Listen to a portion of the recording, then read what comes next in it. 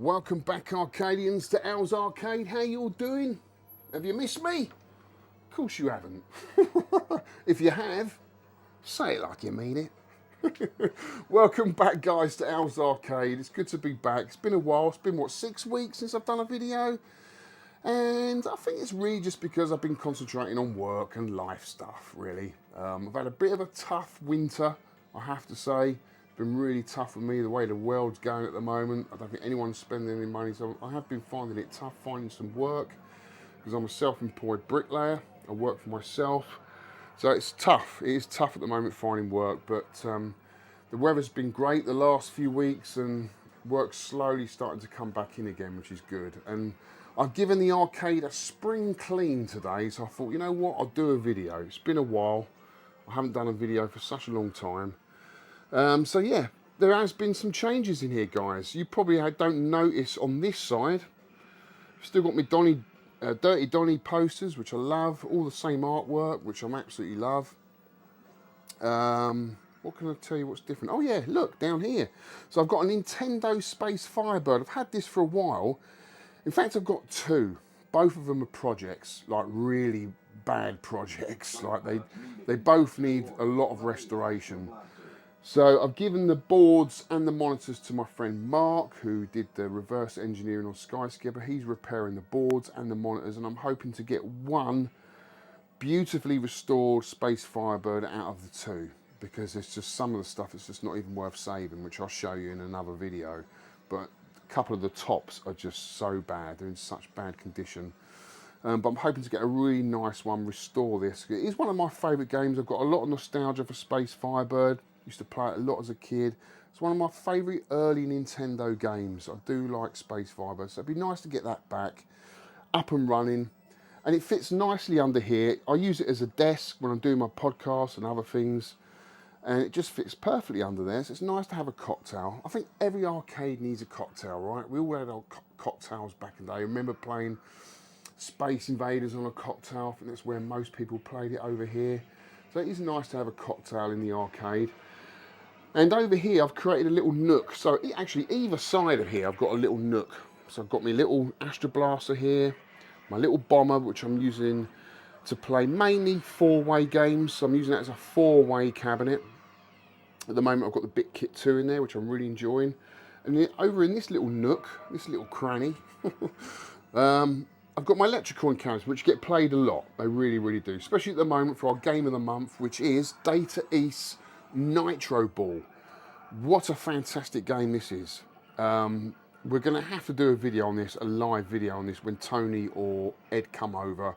Because it's one of those games, it feels a little bit like Smash TV, but it plays more like Mercs.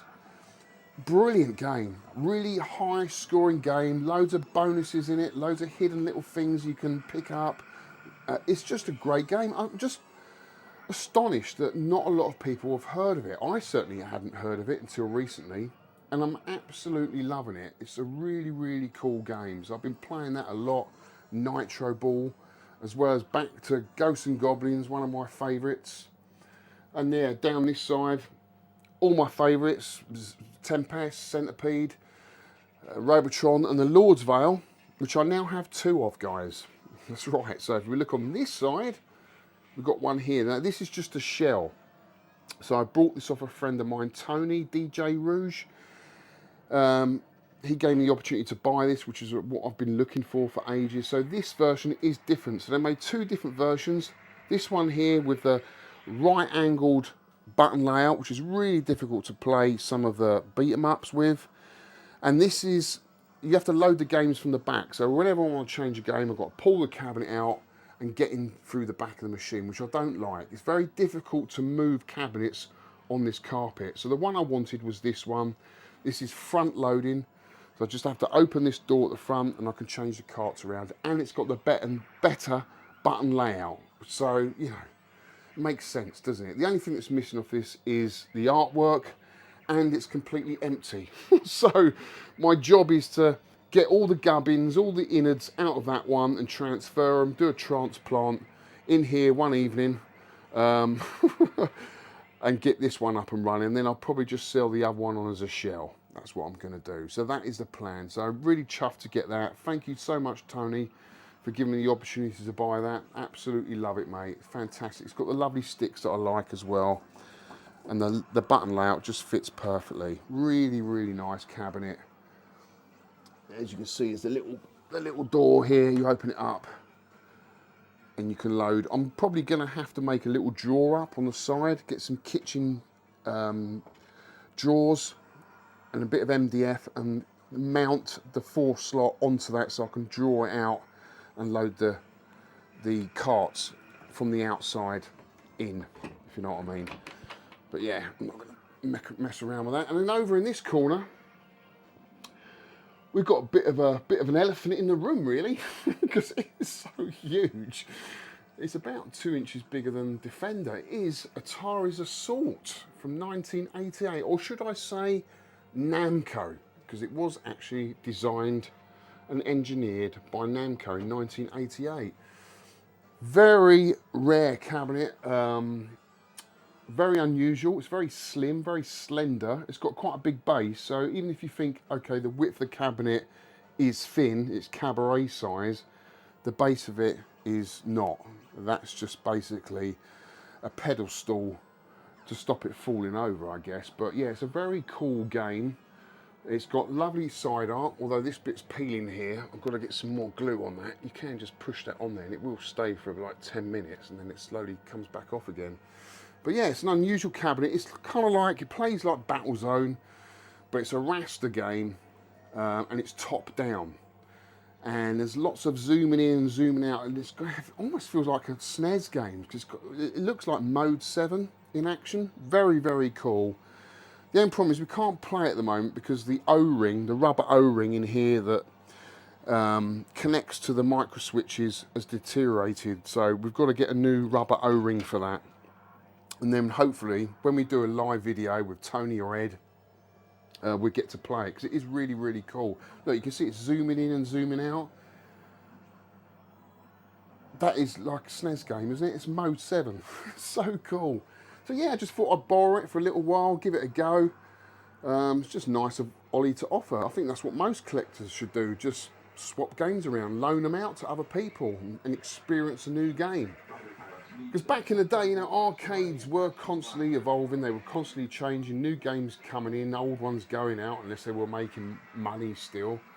But yeah, it just keeps it fresh, keeps the arcade interesting. So yeah, that's it really with the arcade stuff. Got loads of pickups to show you guys, loads of pickups.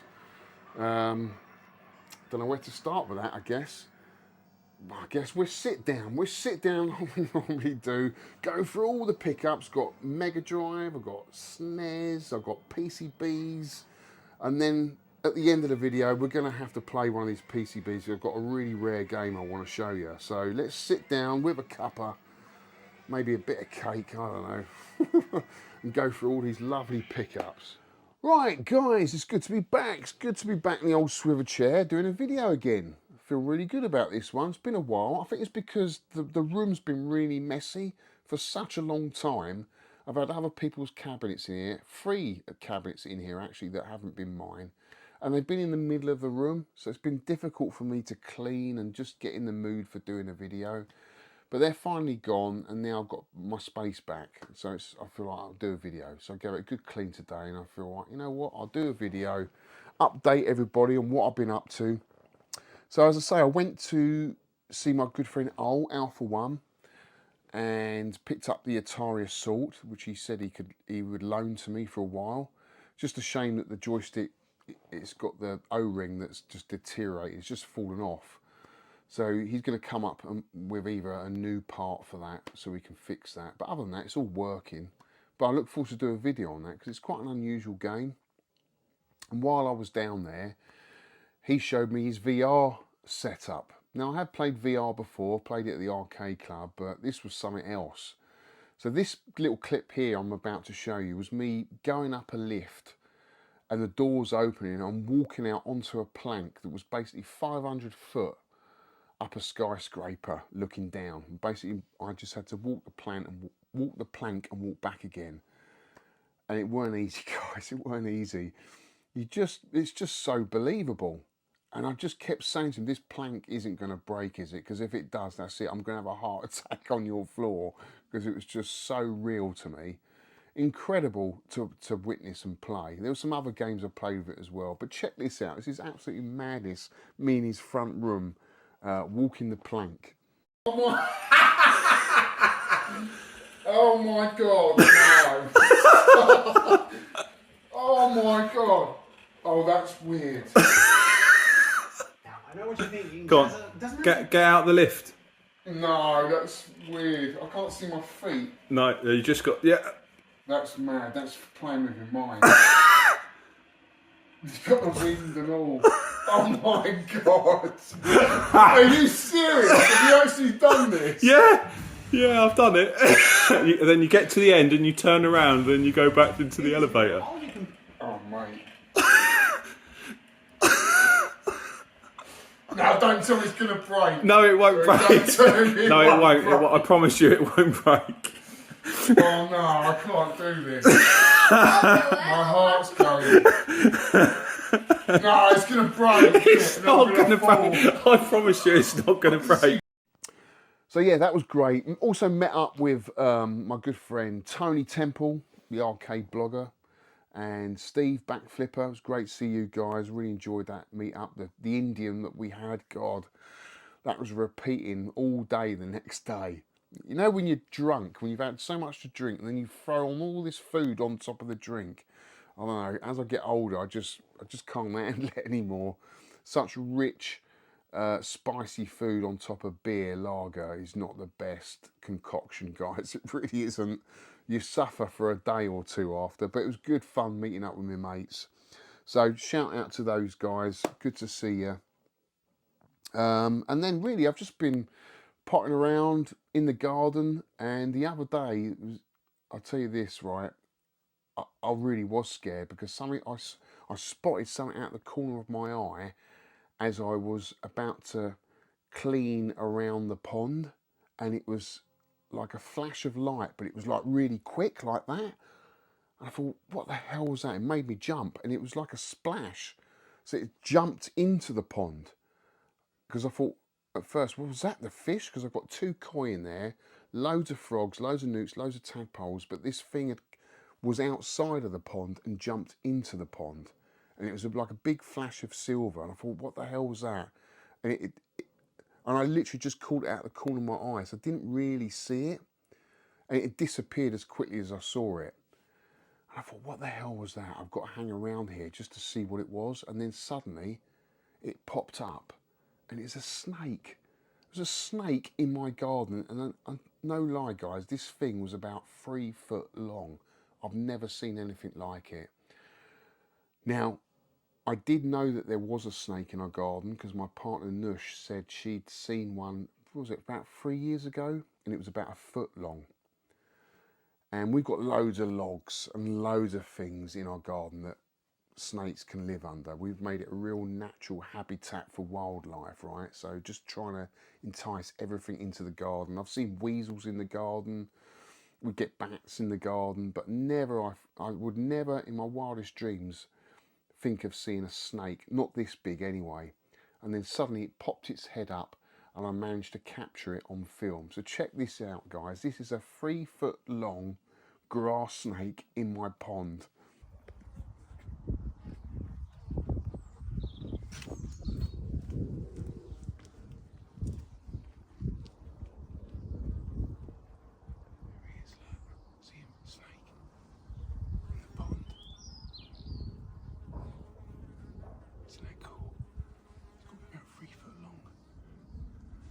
Snake. I think it's a grass snake.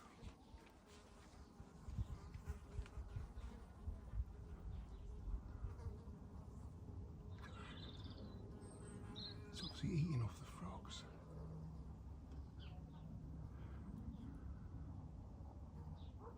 Incredible. Fucking scared the life out of me.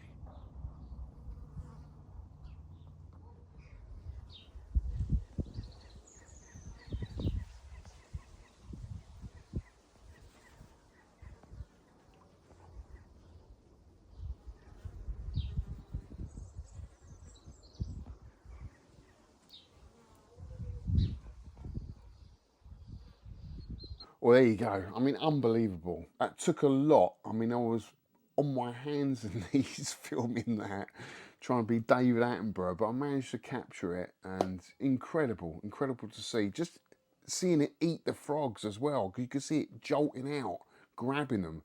And it was there for about half an hour. Just, it must have had 2 or 3 frogs. And they're all various sizes, the frogs in our pond, from, you know, little baby ones, a year old, about an inch big, to 3 or 4 year old frogs, which are probably about that big. They're quite big. But it's obviously living off those and enjoying being in our garden, which is great. It's absolutely great. And since seeing it, I've done a bit of research on it. They live for about 25 years. They can live up to 25 years. And they live around ponds, streams, lakes, whatever, because they do feed off a lot of amphibians. So it's really nice to see. So if you've got a pond, guys, attract all that wildlife in, and you might see something like that. It's incredible, because they're very rare to see. Anyway, that's just something I love to see. I love nature. On to the pickups. Let's get on to the pickups. So I need to put the bins on for this. Right, we're starting with the new stuff. Switch, right. Jeff Minter's story, Llamasoft story. You have to get this, guys. You have to get this, because I'm really hoping, because he's just released iRobot onto the Switch, I'm really hoping that's going to get a physical release, because I love Jeff Minter games. They're awesome. And to get this on a physical cart is brilliant. It's got Attack of the Mutant Camels, Tempest 2000, Grid Runner, and some other stuff on there. But it's got the whole story. It's done like the Atari 50 collection, so there's a lot of stuff on there to read and learn about Jeff. I've had the privilege of meeting Jeff a couple of times. Met him once at the South Coast Slam about 10 years ago, when he was developing Tempest 4000, I think it was, for the PSP, and started chatting to him. And then I met him more recently at Crash Event. Now this is a funny story, because he came up to me. I was representing the arcade archive. I had some of Archie McLean's cabinets behind me, and he come up to chat with me, and I said to him, I'm loving all your revisited editions of the Atari games, because he's working for Atari, the new Atari, not the old Atari, and just recreating some of the Atari games. And I said, well, why don't you do iRobot? And he looked at me like astounded, like, how do you know this game? Or how did you know? Because it was like a few seconds of silence where he looked at me like that, astonished, and then looked at his partner as if to say, how does he know? And I thought, is he working on it? He can't be working on it. So I said to him, you're not working on iRobot, are you? And he said, I can't say what I'm working on. And then they just looked at each other as if they, how did he know, kind of thing. Anyway, by the by, a few months later, Jeff Minter goes down to the arcade archive, and he meets up with Holly, who's now taken over my position at the arcade archive. And he was asking for me, and he said to Holly, tell Alex we've nearly finished iRobot. And I was like, oh my God. Apparently, he wasn't working on it when I mentioned it to him at Crash, but I put the thought into his mind, which is quite amazing, really, that he even considered it. I mean, I think iRobot, it was the perfect game for Jeff, because it is just so out there. And he's recreated iRobot, and guys, oh my God, it is such a fantastic game. I've been playing it non-stop. It is brilliant. We'll have a look at it a bit later. It's so cool. But this is his collection of early stuff. I just hope that the iRobot gets a physical release as well, because I love it. We used to have it in the joke shop in Twickenham. Atari only ever made 500 cabinets, so it's an extremely rare game. So I was really lucky to play it in my arcade, and it was way ahead of its time. Very early polygon graphics, super cool game. I love it, and I think what Jeff Minter's done with the new version is absolutely brilliant. I think last time I looked, I was 5th in the world on the Switch version, because I was playing it non-stop. Really, really cool game. Anyway, this is going to be a long video if I don't move on quickly. Right. Other Switch games, Warhammer 40,000, Shoot Us, Blood and Teeth, which I picked up because I love my run and gun games. That's probably one of my favourite genres is run and gun games. For the later arcade games or SNES games, Mega Drive games, I love that genre. And I love all the kind of run and gun games for the Switch. Hunt Down probably being one of my favourite. Metroid is a run and gun game essentially, although it's kind of horror as well. So I thought I'd give this a go. It's not great. It's the controls I'm not keen on. I thought I'd like this because it is in the full Warhammer 40,000 universe, but I wasn't a fan of it. Maybe I'll give it a bit more time, but the controls I'm not keen on. Another run and gun game is Mighty Goose. Now this is kind of like a love letter to sort of Metal Slug, the early Neo Geo run and gun games. I haven't really played it yet, guys. It's still sealed, but what I've seen of it looks really good. So I'm really looking forward to playing this. It's Mighty Goose. So if you like your run and gun games, Metal Slug, get this on the Switch. I think you'll be pleasantly surprised because all the reviews I've seen on this game are really good. And this is not a run and gun game, it's a shooter. It is a shooter. I've not played this yet, guys. I know it's been out a while. So this is a horizontal shooter, and it's kind of taken that very early Disney art style, which is absolutely stunning. And I don't think anyone's ever done this before, and I think that's why it's, you know, enjoyed by many. It's just beautiful to look at, but I've heard it's rock hard. But you know, it's an arcade game. We want it to be a little bit challenging, don't we?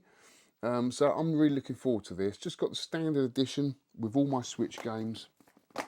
As they take up too much space, all these big box games. Right, what else did we get up to? Oh, I had my friend Paul Higgins over, a good friend of mine. He's helped me out with my Retro Pi, helping me trying to upload new games to it so I can play them, like the Nitro Ball, which we did for the high score challenge, but we couldn't do it remotely. So he came over, and bless him, he gave me a gift, gave me an Evercade handheld.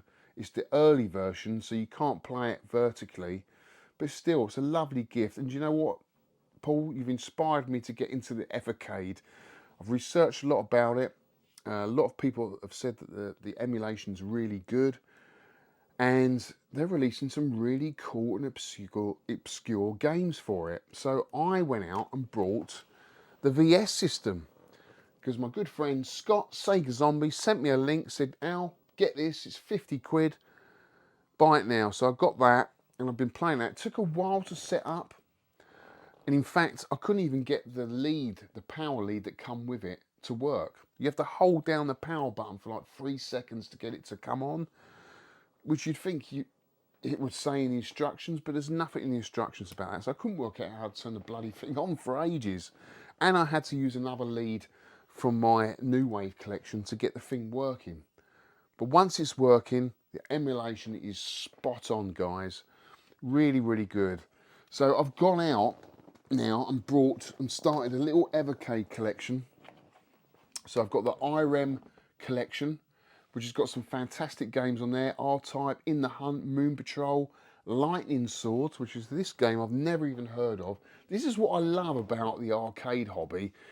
There's still so many games I've never played and I'm discovering for the first time, like Nitro Ball, Lightning Swords, never heard of it. Other games on here, Battle Chopper, 10-Yard Fight, which I've never played. I've got a PCB of that I've been trying to sell. But yeah, it's just cool to have them on a physical cart, something that you own. I do have a lot of them on the Switch, but they're arcade archives. I've downloaded them. I don't actually own them. I want to own them, guys. I want to collect them. We're physical collectors when we can. And the other collection is the TowerPan Collection, arcade free. So I'm only going to collect the arcade games, but on here some fantastic games that have never been released onto a car or console before. Outzone and Fix 8. That's the first time I've ever seen those games on a physical cart. So that's why I got this. There's other games on here like Batsagan. I haven't really played much of that. Is it Nox? Don't really know that game. And Truxton 2. So yeah, great collection. And I guess what I wish for is a Data East collection with Nitro Ball on. Because you know what? I looked for Nitro Ball on the Switch. when I was Googling it, and it said it was released onto the Switch by, was it Johnny Turbo Collection. A company like Arcade Archives released it onto the Switch, but has since been removed. So I guess they didn't have a license, or they lost the license and had to remove the game, which was a shame. Because that really was the only way to play it until I downloaded it, got Paul to help me download it on my Pi, and it's a fantastic game. So going forward, let's get Nitro Ball on the Evercade, because that would be an awesome collection, a Data East collection, with maybe like Dead Connection as well. That's another cool one. So yeah, that's some really cool stuff. Right, now we're on to the real cream, guys. We've got the cream, and then we've got the gold top cream coming after. So this is the cream. This is a game that I've been after. I have owned it before, but I owned a reissue. Never thought I'd own the original cart until it popped up on eBay at a bargain price of 200 quid. It is Undercover Cops by IRM. Yes, it's an IRM game released onto the Super Famicom. Very expensive game to get. This one is a little bit faded, but you know what, it's complete. And I never thought I'd get it for 200 quid. That is a bargain, absolute bargain. I haven't seen this game go for less than 300. Mostly around 400 if anything, but yeah, it's a little bit faded, but it's original. I've opened the cart up. The first thing I did was open the cart up, check the number with SNES Central, and it is all original, in fantastic condition. What I love about this box, it's got the little, on the flaps, it's got some artwork on there as well, which is cool. So yeah, brilliant game. There's not many side-scrolling beat-em-ups that I like. Undercover Cops being one. Cadillacs and Dinosaurs I love. Dungeons and Dragons. Alien vs Predator's all right. Final Fight's cool. There's a few, but not many. Not many. I do get tired of that age-old mechanic of coin munching. You know, what was a game I got? Crude Buster. Or Two Crude Dudes, I think it is, on the Mega Drive. That is one hell of a credit munching game, which I'm not into at all. Nice graphics, great theme, looks gorgeous, plays great, but oh my God, is it hard. And you just got keep continue. I'm not really into that. Right, next up, got to say a huge shout out, my biggest shout out ever on this channel, to my brother, my good friend, Dave, Shump79. What a guy, wears his heart on his sleeve, such a lovely guy. We talk a lot in Facebook Messenger, such a lovely guy. He did me a fantastic deal. I'll put a link in this video to his channel. So he's just recently uploading videos of stuff that I think he's moved recently, and he's going through his whole collection, getting it all out of the boxes, which he hasn't seen for quite a while, and just seeing what he wants to keep and what he wants to sell. And he wants to get an Everdrive, so he wants to sell this, get a bit of Wonga together for whatever he needs in life. So he's gave me a great deal on, sorry, not that game. This came here. He sold me 2 games, Macross Scrambled, which is a lovely shooter for the Super Famicom. Great condition, although it is missing the manual, but the price that he sold it to me reflected that, and he still gave me a great deal. So Dave, thank you so much, mate. Been after this one for ages. Again, it's quite an expensive game, quite a hard one to find in the UK. I'd rather buy it off my good friend Dave than anyone else. So Dave, cheers for that, buddy. Brilliant side-scrolling shmup. And another one that I've owned before, I think I owned this American. It is R-Type 3, which was specifically designed for the Super Nintendo. So there's a tiny bit of slowdown in some places, but it is beautiful. A brilliantly executed horizontal shooter. It's gorgeous. Love the music, love all the Mode 7. It's just a fantastic game. And to have this on the Super Famicom, just love the box art. Look at that, guys. So Dave, he did me another fantastic deal on this. Comes in the protective box as well. Beautiful. Just love it. I love this game. I know Super R-Type, got a lot of slowdown. But that was rushed out very early on in the Super Nintendo's life. This came a little bit later. They took a little bit more time over it. And it's by IRM. It's just a shame. What was the other game they released, IRM, on the Super Famicom that had terrible slowdown? It was a side-scrolling run and gun. Gun something. Can't remember. Slipped my mind. In the comments below, guys. But yeah, it's got terrible slowdown. Shame, because the arcade game's quite good. But this, no slowdown at all. Brilliant, if any. So really chuffed to get that. Thank you, Dave. And then we have Rock and Roll Racing, which I found for, what was it, 60 quid on eBay? Another quite hard one to get on the Super Famicom. Don't often see it come up.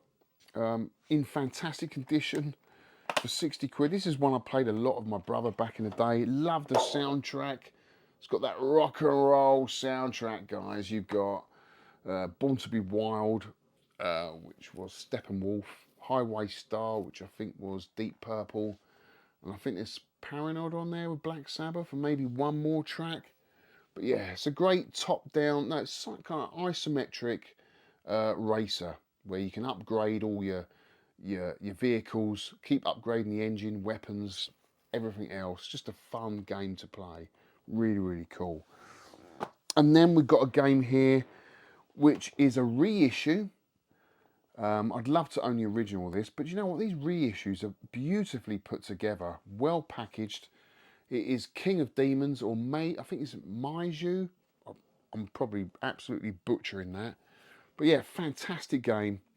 Very garish graphics, very colourful graphics. It's quite a slow game. You have to be quite methodical about how you play this game. Quite spooky, quite eerie, but it's a brilliant game. I love this game. It's got some really weird bosses in it. It's just an odd game. A nice piece of history to own on the Super Famicom. I know it's not original, but I haven't even opened this because I've been playing it on the EverDrive. It's just a lovely package. King of Demons. Got a good deal on this. I know, you know, people pre-ordered this. I know my mate Whitney pre-ordered it. I thought, you know, I've missed my chance, but you know what? They do come up for sale on eBay. If you're patient enough, it will come up. And I got a good deal on this. I can't remember what I paid for, but it wasn't a lot. It's under 100 quid. So yeah, really chuffed with that. And then, just want to show you these. I haven't watched this yet, but I've been recommended this by a few of my mates. It is the Rubber Keyed Wonder, which is the story of the Sinclair Spectrum. I'll let you know what I think of this, but it's supposed to be brilliant. And this, I've owned before, but I lost it somehow. I went to find the disc and it was missing. And this is a wonderful documentary. It's called The Space Invaders in Search of Lost Time. It's an American documentary about a bunch of collectors that are collecting arcade machines again.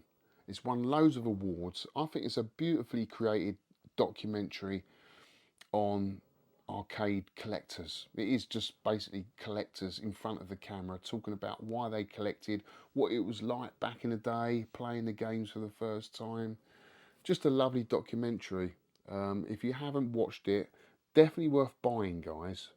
If you're into arcades and the arcade scene back in the day, love all that nostalgia. I know it's in America, but there's some fantastic collections on here, and it's a very well put together documentary. Yeah. The Space Invaders in Search of Lost Time. One of my favourite video game films. Right, now we've got some Sega. We have a bit of Sega, guys, a bit of Mega Drive here. So I'm still building up my Japanese collection. We have Wonder Boy 3 in Monsterland. I haven't played this one, but it looks gorgeous. I don't know a lot about this, wasn't recommended to me. But I just like the box art. I have played Wonder Boy, but I haven't played any on the Mega Drive. And I just love the box art. I thought, oh, I'll pick this up. It's kind of like a platform run and gun, is it? It is a run and gun. Because he's got the axe, hasn't he? You could call it a run and gun. I don't know what else you'd call it. But yeah, it looks cool. So I'm chuffed to get that. I picked up Strider for the second time. I've really got to make a list of the games I've got. So I've already got this. I've picked it up again. That's the trouble. Because that's right, I went to the Oxford Gaming Market. I think I picked this up there. So I went with my friend Paul, saw Tootie stalling out. Good to see you, Tootie, at the Oxford Gaming Market. Very small event. I did it in less than half an hour, really. I'm only into the Japanese import stuff, really. A lot of the other stuff there I've got zero interest in. All the plushies and other I just see it as tat, a lot of it. I'm not interested. I'm just there for the games, some Japanese import games, and that's it. And there's Console Passion, I think, are fairly reasonably priced, and they've got quite a lot. So I was mainly on there, and Alan Chan's stall's always got some good games. Tootie's stall for the odd PAL NES game, although I don't think I've picked anything up. I don't think I did. I'll have a look in a minute. But yeah, Strider for the second time. Good game. Plays exactly the same as an arcade game. So I'll be looking to sell my arcade PCB on, because it plays, I think, actually plays better on the Mega Drive than it does on the arcade. Herzog Zawawi, I think that's how you pronounce it. This game actually looks a bit faded. I'm sure the box art is faded. It just doesn't look that vibrant. But yeah, I quite like this game. I've owned it before. It's just one of those shooters you've got to have for the Mega Drive. Yeah, it's quite a methodical top-down tank game. I quite liked it. Remind me of Panzerdrome on the Spectrum. Do you remember Panzerdrome? That was a great game on the Spectrum. I sold a Mooncrester cocktail to a friend called Paul Griffiths. And when I dropped the cabinet off, I was looking, yeah, an amazing collection. Paul, you've got an amazing collection, mate. And he just said, do you want this? He gave me Spider-Man on Japanese Mega Drive. He said, I know you like Japanese Mega Drive games, do you want this? So he gave me this, which is super cool. I haven't played it yet. It's missing the manual, but it's very kind of you, mate, to give this to me. I haven't played it yet. I do love the Amazing Spider-Man on the arcade. That's a fantastic game. The way it zooms in and out, and the boss fights on Amazing Spider-Man. But yeah, I haven't played this version, so I'm looking forward to that, mate. If it plays similar to the arcade game, I'll be really chuffed with that. Here's a game now, guys, that I've really got into. In fact, I would love to own the arcade cabinet. I think it's a super cool game. It's kind of like a cross between Pole Position and Spy Hunter. It's a bit of a Twitch racer. It is Road Blasters. Look at the box art for that. That is Mad Max, isn't it? All over. Super cool. You can't beat the box art for that, can you? That's just so cool. And what a fantastic game as well. Loving this. I've put a lot of time into this. Great game. I would love to own the arcade cabinet of this. They're the sort of racers that I like playing, like the Twitch racers, the high scoring games. I know there's a lot of cheats you can do in it, but still I think it's a fantastic game. So I'm on the lookout, maybe one day, a Road Blasters, Atari Road Blasters arcade machine. But for now, I've got the Mega Drive game. And then we have Castle of Illusion, which I had to own because I think it is the best version out of the Super Nintendo version. Just looks a little bit better, plays a little bit better, and it is a beautiful looking game. So yeah, that is all my Mega Drive games. Now, on to the gold top cream, guys. Oh my God, have we got some cream for you now. Really cool stuff, but we're gonna have a break.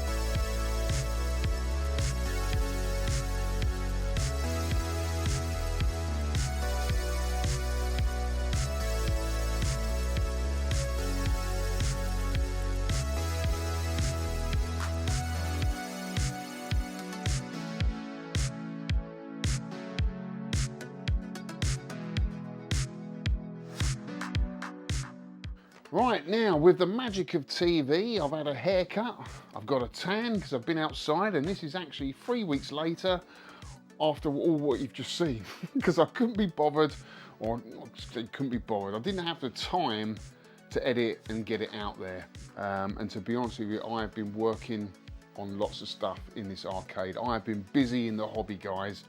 I've been quiet because of that. This game has been an absolute bomb site because I've been working on so many cabs and doing so much stuff. I just haven't had time to get a video out, but here we are, and this is the end, and this is the cream which I promised I would show. Right, so where do I start? I still do have some more Super Nintendo games. Top Racer, Top Gear on the PAL region. I actually prefer Top Gear 2 over this one. I know some people have more nostalgia for this, but for me Top Gear 2 is just that little bit better. But it is a fantastic game. This one's quite hard to get on the Super Famicom, especially in the UK. And I do try and buy most of my games in the UK now just to avoid taxes and stuff. So really chuffed to get that. Got a really good deal on this. Now, I really do not like the theme. I can't stand Turtles. I didn't grow up with it. I know there's a lot of fans out there that absolutely love it, but yeah, I don't get it at all. Give me Bruce Lee with some nunchakus any day of the week, but not a turtle. But the game is really good. It's a really enjoyable beat 'em up, and yeah, got a fantastic price on this. Really good condition. So yeah, chuffed to get that one back in the collection. Slowly building my Super Nintendo collection back up again. This also arrived. This is Shockman Zero, which it came out on the Super Famicom satellite view. So this is the first time it's actually had a physical release, whereas before you could never really play it. I haven't even played this yet, I haven't had time to, but it looks very similar to Mega Man. Very cool art style on the box. So yeah, chuffed to get that. I forgot I pre-ordered this. Must have been over a year ago. But yeah, really chuffed to get that back in the collection. Got this really cool NES game. Now, I had a friend of mine list a PCB on UKVAC by Data East called Breakthrough.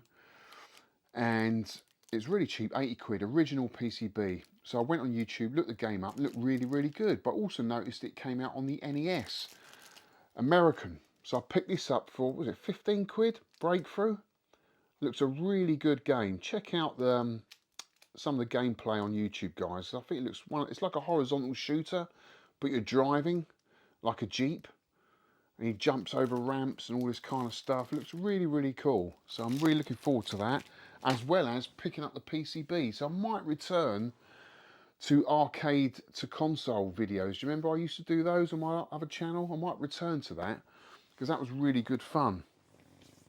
Next up, I've got this lovely book that I saw at EAG earlier this year with Dr. Alan Meads, who wrote the book Arcade Britannia. He had a stall there, and he's really good friends with the photographer George Wilson, who put this book together. It is basically a lovely book of black and white pictures of the late 70s, early 80s in British arcades. And for me, it just brought back so many memories. It was lovely to see all these pictures. I'd love to have some of these actually framed on the wall because I think they're just brilliant. Really, really cool. Lovely book of the mods there on Brighton, probably Brighton Beach. That's where they used to get down. A lot of penny pushers, which were mainly made by Cromptons. Cromptons made most of the penny pushers here in the UK because the UK is the only country in the West, as far as I know, that allows low stakes gambling for kids. Any other country in the world, kids are not allowed to gamble, except here. But as long as it's low stakes, so very low, low stakes, low stakes. So yeah, interesting book this. It is called The Tales from the Arcade by George Wilson. Really nice book. Right, now onto the real cream. So, I don't know if you know about this, but this is incredible. Shinobi has now been converted onto the Neo Geo MVS, which I have it running in my machine. It's awesome. Don't know how it's done, whether it's just a ROM dump onto a on an MVS PCB. It's not expensive. I think it was about 30 or 40 quid. The shock box cost a little bit more. But the actual cart is actually quite battered, so they're reusing old carts and dumping the ROMs on an old cart. But it plays exactly the same as the arcade game, which is super cool, because I think the PCB's worth 300 odd quid. So this is really cool to have running in my Neo Geo cab, and we will do a video on this, I promise you. As well as Golden Axe is now on the Neo Geo. Can you believe it? I'm not a huge fan of Golden Axe, but it's just great to have this on a cart. And as you can see, the carts are reused original carts, and they've just stuck a label on there, look. That way round, see? So yeah, really chuffed to get that, and I have heard that In the Hunt could possibly be coming to the Neo Geo, which would be amazing, because it does really feel like a Neo Geo game. I think it was the same creators that did Metal Slug. So that's all that. And then we have some PCBs, which I've got to thank my good friend Gav, who took on a load of PCBs that I got from Scotland. Do you remember I went up to Scotland, got over 100 PCBs. A lot of them didn't work. A lot of them I've been listing on UK VAC as non-workers, and the ones that do work will sell as workers. There's a few I want to keep, and this one's really unusual. It is Hopper Robo, and Gav's kindly made me adapter up, a jammer adapter, and he's managed to get it working. So huge, I can't thank Gav enough for doing this. He really didn't do it. So Gav, if you're watching this, thank you so much, mate. I really do appreciate the work and effort and time you put into looking at these PCBs. You know, I owe you one, mate. I really do. I'm definitely 100% going to do a video on this, and that's what's going to happen with the channel going forward. A lot shorter videos and a lot more frequent, because I've been slacking big time. What happens is, if I get distracted, or I've got busy, or I've got so much stuff to talk about, I want to put it all in one video, and that's not really the way to go. I should just be putting out more frequent, more regular videos, but a lot shorter. So that's my aim going forward. More dedicated videos towards particular games. So I'm going to do one on this. It's by a company called Orca, and it looks absolutely amazing. Really can't wait to play that game, Gav.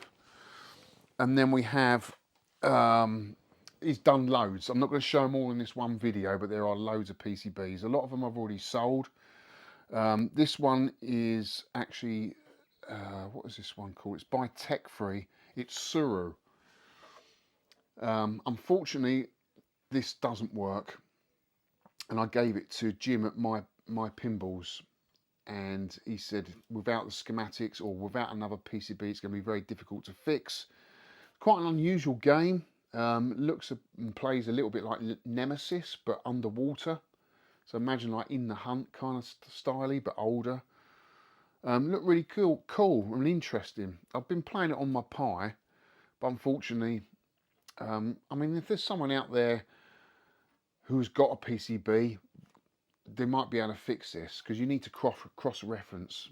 But at the moment, I'll probably end up just selling this as is. So if anyone's interested in Suru by Tech Free, quite an interesting game that I think looks really, really good. And another PCB I've got to thank Jim for looking at for me is he did a conversion. So I don't know if you remember. Yeah, it was Taito. It was a Taito collection that was released on the Switch, and there was a game on there called Dead Connection. And I think I did it. I think I played it in one of my live videos. And I said to Jim, "This looks really good, that game." He said, "Well, if you've got what is it? Not a World Cup 90. I think it's Football Champ. Yeah, it's a Football Champ. So it's a Taito Football Champ PCB, cheap as chips to pick up. You can convert them to Dead Connection, which is a Taito game. And again, this needs another dedicated video. I'm really looking forward to playing this, Jim. So thank you for sorting that out for me. Really, really cool. And the last game the last game, this is a really good one as well. So this was a Capcom game called, what was it called? Block. So a little bit like, if you imagine, Arkanoid, but nowhere near as good. And I haven't got a spinner anyway. Jim said I can convert that to a Pang. So he's kindly converted a block, an original Capcom PCB to Pang, which is a fantastic game. I love Pang. I really do love Pang. So thank you so much, Jim, for that. I can now play original Pang on a Capcom PCB, which is super cool. So yeah, that is it. I'm super excited. I've still got loads more PCBs to show you guys that Gav's got working, which we will do one day, either in a live video or, as I promised, a dedicated video going forward. And I think that's what I'm going to do, because what I also want to do is start going through all my Neo Geo games and doing videos on all of them, just to see what I think of them all, because I've got so many fantastic games now.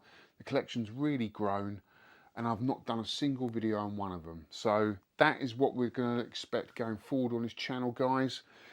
Just want to say thank you to all the support that you give this channel and me over the years. I've been on YouTube, what, now over 10 years. I know this is my second channel, but I really do appreciate the people that come over, supporting me, and keep me going, because without you guys and without the interaction and the comments, because that's what I really get off on, is the comments that you put in the video that really interests me and keeps me going. It's not really about the views, or it's nice to get the views, but if you're commenting in the video, I really do appreciate it.